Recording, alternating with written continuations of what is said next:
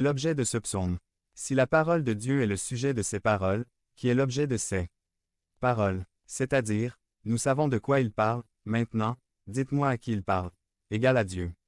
Donc, l'homme parle de la parole de Dieu au Dieu de la parole. Est-ce que vous avez cette pratique, de parler à Dieu de sa parole?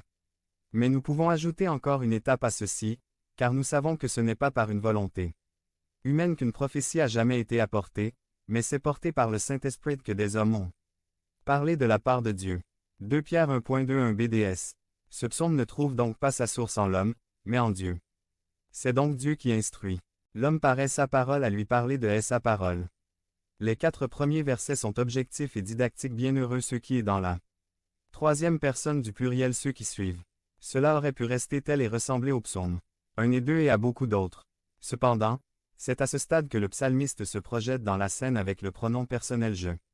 Il restera et participera activement, avec la parole et Dieu lui-même il forme le trio du psaume. Jusqu'à la fin, mais voici ce que je trouve instructif. Sa première référence à lui-même se présente sous la forme d'une prière passionnée. Il ne part pas d'un engagement, d'une promesse, d'une plainte, mais d'une prière fervente ardente. 5. A. Que je sache me conduire avec fermeté, en m'appliquant à faire ta volonté.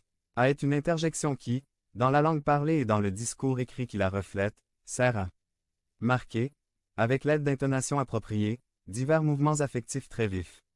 1. Malheureusement, le mot ne se trouve même pas dans les différentes éditions du LSG. C'est dommage, et je vous encourage de l'ajouter au début du verset, de l'écrire dans la marge. Ce mot apparaît 2 fois dans l'Ancien Testament. L'autre occurrence vient de la bouche d'une jeune fille, probablement d'une jeune adolescente.